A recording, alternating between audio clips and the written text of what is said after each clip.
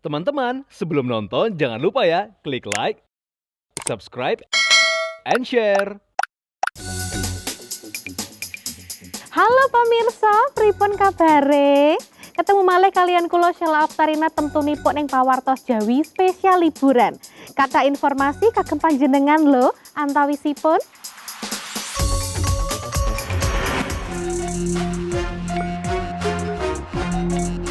Secacah destinasi wisata ikonik patung Buddha wonten donya. Makna spiritual Lumbini minangka panggenan wiyosipun Sang Buddha. Jelajah budaya, kemegahan arsitektur, pagoda, swedagon, stupa sepindah wonten Indonesia. Pamirsa menika pawartos Jawi.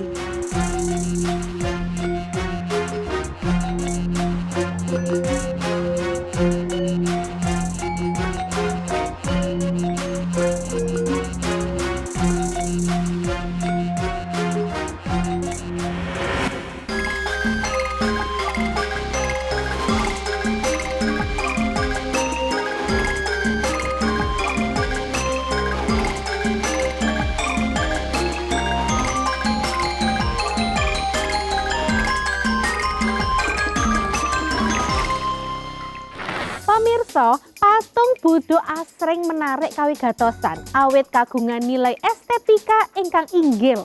Wekdal menika kita badhe njelajah secacah destinasi wisata wonten donya lho ingkang kagungan patung Buddha paling ikonik. Boten namung menika mawon, kita ugi badhe nyambangi destinasi ziarah umat Buddha ingkang dipun anggep saestu sakral. Awit dipun anggap minangka panggenan wiyosanipun Siddhartha Gautama. Waduh, pamirsa sangsaya penasaran boten nggih? Pamirsa menika sedaya pawartosipun.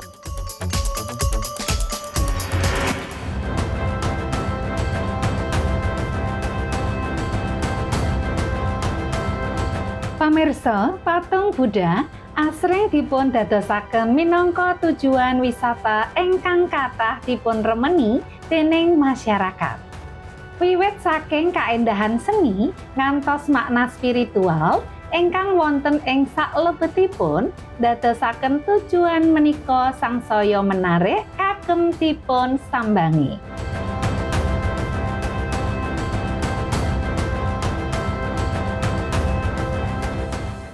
Setunggal ingkang saestu moncer inggih menika lesan Giant Buddha Tiongkok.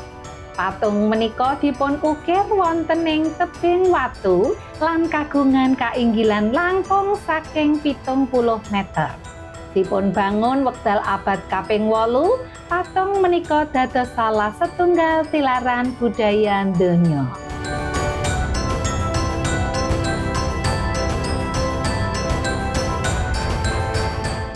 Jepang wonten Great Buddha of Kamakura ingkang kedamel saking perunggu lan ngadeg sainggil 13 meter. Patung menika sampun wonten wiwit abad 13 lan taksih tahan sanadyan kaping pinten mawon kenging bencana alam.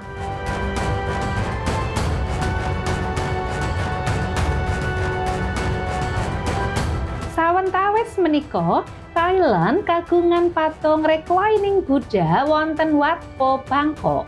Patung dilapis emas menika nggambaraken Buddha lebet posisi sarean kaliyan dawanipun dugi 1,6 meter.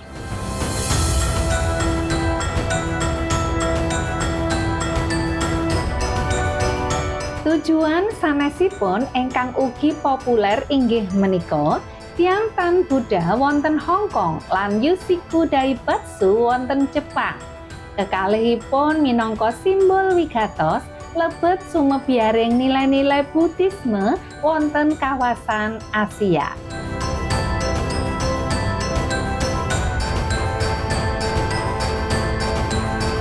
Kejawi kagungan arsitektur ingkang menakjubkan, secacah tujuan wisata patung Buddha kala wau ugi dados seksi bisu saking lampahaning sejarah lan ngrembokaning wucalan Buddha wonten ing secacah welahaning donya.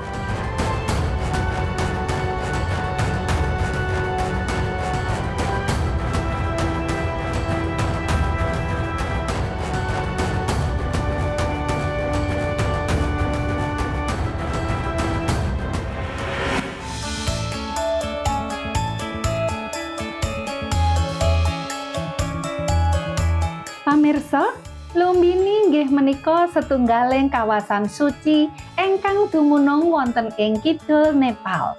Lan dipun tepang minangka papan wiyosan Siddhartha Gautama ingkang samangke dados Sang Buddha.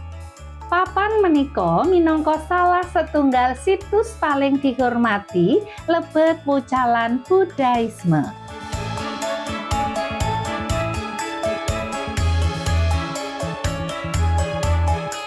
Miturut seratan sejarah, Sang Buddha wiyos wonten Lumbini ing abad kaping 6 saderengipun Masehi.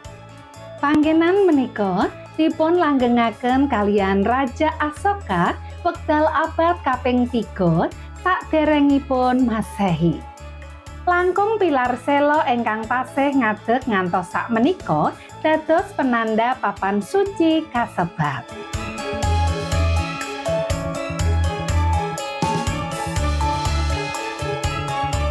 Ing komplek Lumbini wonten kuil Maya Devi ingkang dipun pitados minangka titik tepat wiyosipun Sang Buddha.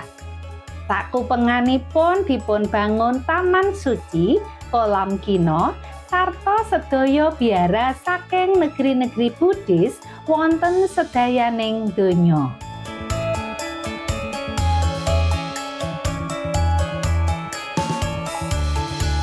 Kejawi nilai sejarahipun, Lumbini dados papan ziarah spiritual kagem umat Buddha.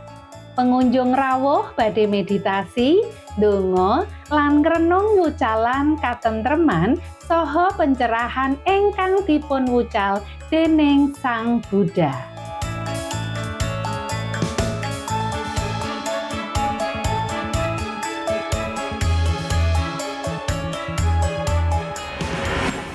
Wow pamirsa, pantes kemawon nggih kathah dipun remeni dening pengunjung. Destinasi-destinasi kala wau kapirsan megah lan saestu ngeramaken nggih. Menapa malih kathah spot foto ingkang instagramable. Dados FOMO estu nggih pamirsa. Lan mestinipun Lumbini ugi dados destinasi ingkang boten kawan menarik saking wisata reca ingkang nembe kemawon kala wau. Panggenanipun kados menika sakral lan saestu dipun hormati. Amargi nyimpen sejarah wigatos kagem umat Buddha. Kita tilaraken informasi kala wau pamirsa, salajengipun kita badhe jengkar kagem ngrembak stupa pertama wonten donya kalian arsitektur ingkang kados menika menakjubkan. Kados menapa nggih wujudipun? Pamirsa, sumangga kita lajengaken informasinipun.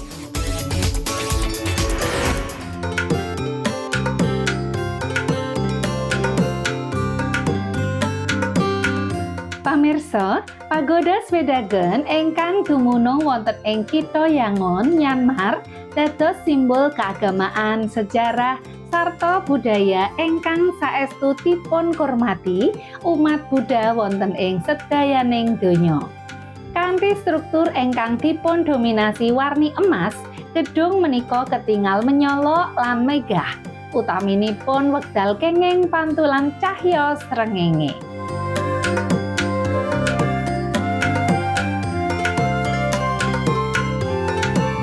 Miturut catatan sejarah lan kapitadosan umat Buddha, Pagoda Svedagon dipun yakini minangka stupa kaping pisan wonten ing donya. Ing lebet bangunanipun kasimpen 8 helai rikma Sang Buddha Gautama saha relik saking 3 Buddha saderengipun. Criyos menika ndadosaken Svedagon dados salah setunggal tujuan utami para peziarah saking secacah negari.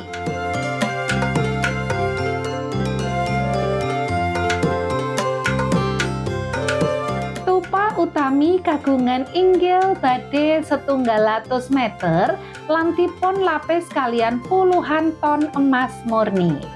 Perangan pucukipun dipun hiasi kalian ewonan sela permata. Kalebet berlian ageng ingkang mantulaken cahya kanthi saestu endah.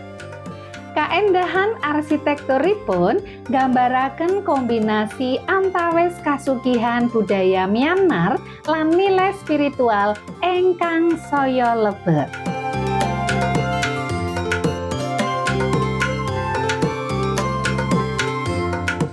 Kompleks pagoda dipun ubengi dening kathah gedung keagamaan kados kuil alit, pavilion lan patung Buddha lebeting kathah posisi. Saben dinten ewonan umat rawuh kagem nindakaken ritual, ndonga lan meditasi. Nilai-nilai spiritual lan budaya ingkang gesang wonten ing saklebetipun. Sampun dadosaken Swedagon minangka tilaran ingkang kedah tansah dipun lestantunaken.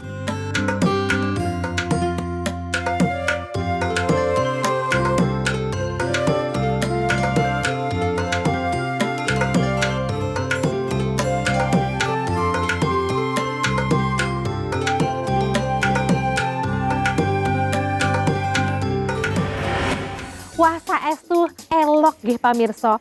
Kula mboten expect menawi badhe kapirsan saestu mewah sanget kados menika. Dipun bayangaken, gedungipun dipun lapisi dening dosonan ton emas murni. Menapa malih peranganing pucukipun dipun hiasi kalian ewonan watu permata. Damel merinding nggih. Pamirsa sasampunipun pawartos Jawi badhe wangsul malih kanthi informasi menarik sanesipun.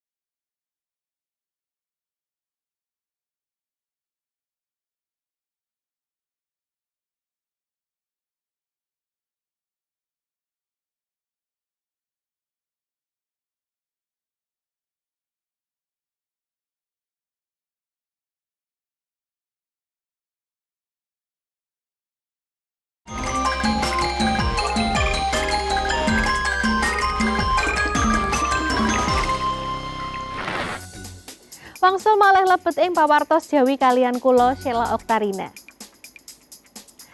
Pamirsa lebet jelajah budaya dinten menika kita badhe tepang kalian salah setunggaling tradisi unik saking umat Buddha. Inggih menika pradiksina.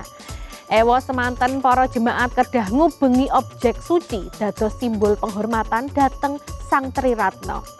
Nah, salajengipun menika kita badhe jengkar kagem ngrembak kuliner khas Melayu ingkang tembungipun menika kedamel saking duren kasil fermentasi buah duren lho pamirsa. Kapirang menarik nggih? Pamirsa kita lajeng kemawon informasinipun kagem panjenengan.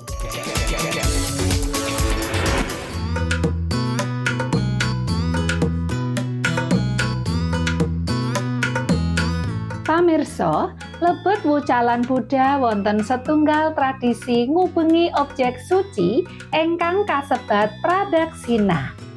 Tradisi menika dipun tindakaken kalian mlampah ngubengi objek suci searah jarum jam. Objek suci ingkang dipun maksudaken saged arupi stupa, candi utawi wit bodhi.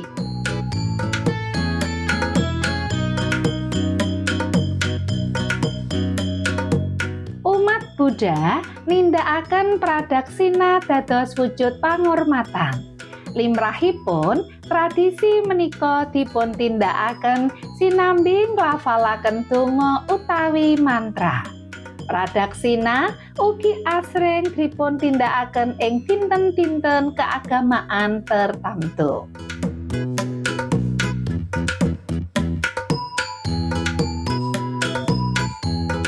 Cacahing puteran lebet pradaksina saged benten-benten.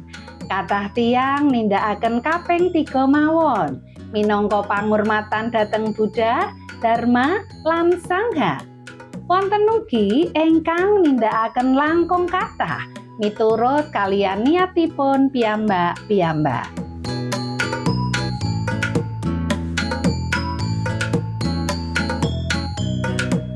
Tradisi menika boten namung dipun tindakaken kaliyan piyambakan nanging ugi lebet kegiatan sesarengan. Secacah papan suci dados panggenan utami katindakaken pradaksina.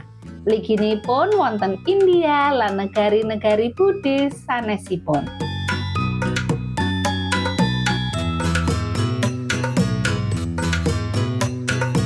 Sanadyan prasaja, pradaksina tetep dados perangan wigatos lebet ritual keagamaan umat Buddha. Tradisi menika lajeng dipun tindakaken saking generasi dugi generasi minangka wujud panghormatan mligi kagem Triratna lan Pancasila Buddhis.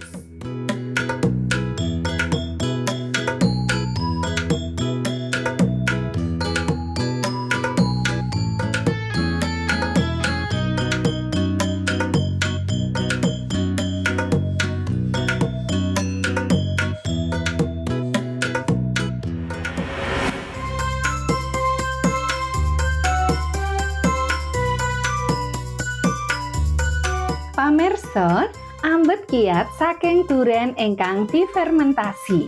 Godho indra sinten kemawon ingkang langkung pawon tradisional masyarakat Melayu.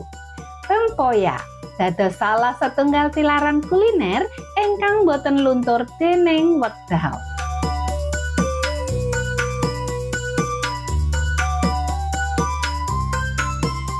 Proses fermentasi duren ingkang nelasaken wekdal pinten-pinten dinten ngasilaken raos asem ingkang khas lan saestu dipun remeni sanget dening pecinta daharan tradisional.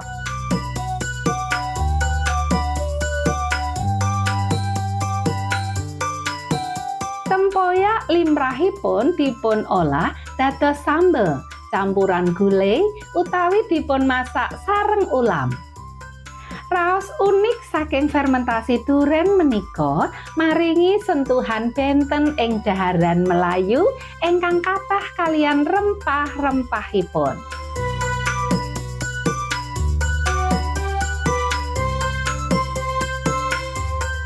Sanadyan boten sedayaning tiyang saged nampi cita raosipun, piyambakipun sedaya ingkang sampun wanuh kalian hidangan menika nyebatipun minangka saperangan saking identitas budaya.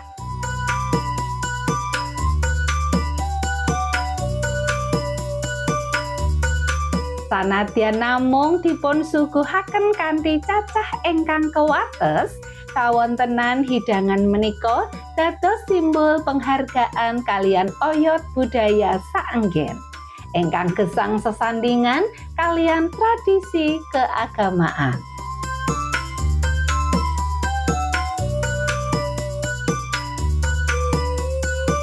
Wontenipun duren musiman damel produksi tempoyak ugi nyarengi irama alamipun.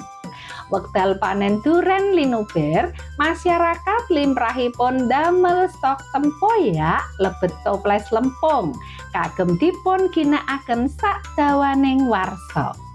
Fermentasi ugi dados cara alami kagem njagi cita raos, ngiras-ngirangi limbah woh.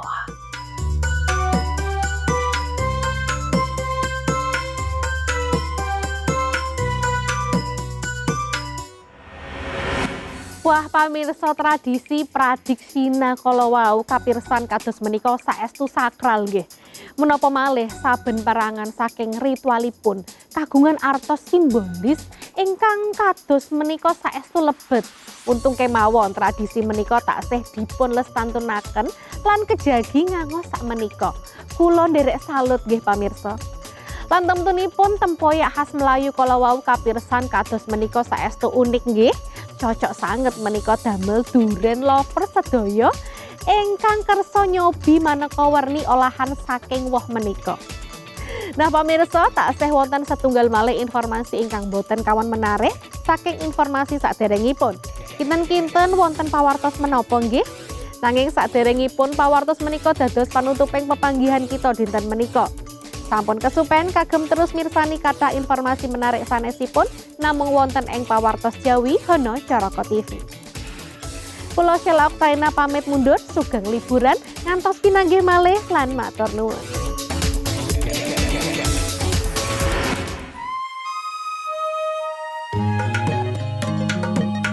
Pamirsa, me time tentu dados bab ingkang kedah kita tindakaken. Langkung malih saksampunipun kita kagungan aktivitas ingkang kathah lan kedah dipun ayahi. Nah, wekdal menika Bram kanca ngasuh badhe nindakaken me time wonten ing satunggaling wekdal liburan. Kinten-kinten badhe menapa nggih? Yuk pamirsa, lajeng kemawon kita dherekaken sedaya kegiatanipun ing dinten menika.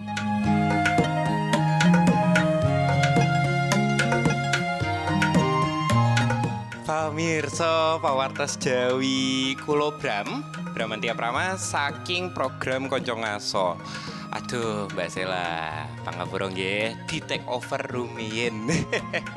Nah, iki adate mosok Mbak Sheila tok ngono ya, yang perawatan masa host sebelahnya nggak boleh. Ya udah, sak menika kula badhe menapa?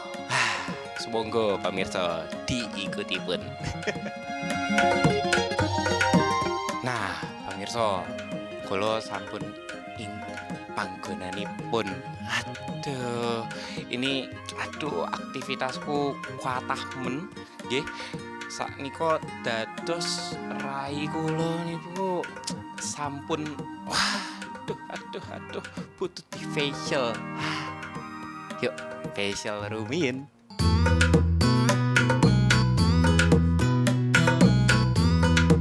Pamirsa, wekdal menika kasunyatan Bram badhe nindakaken facial langkung rumiyin tumrap pasuryanipun.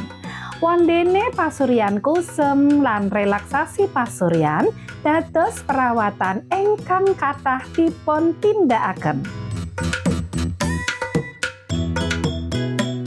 Boten namung facial kemawon, Bram ugi nindakaken piko laser ing pasuryanipun. Wondene treatment menika kagungan asil ingkang cekap instan lan saged dadosaken cerah ing pasuryan. Nggih, tren menika estu kathah dipun tindakaken dening para wanita lan priya ingkang kagungan wekdal ingkang padhet amargi treatment menika cepet lan tanpa wontenipun downtime. Saengga sasampunipun nindakaken treatment, pasien lajeng saged nindakaken pakaryanipun malih.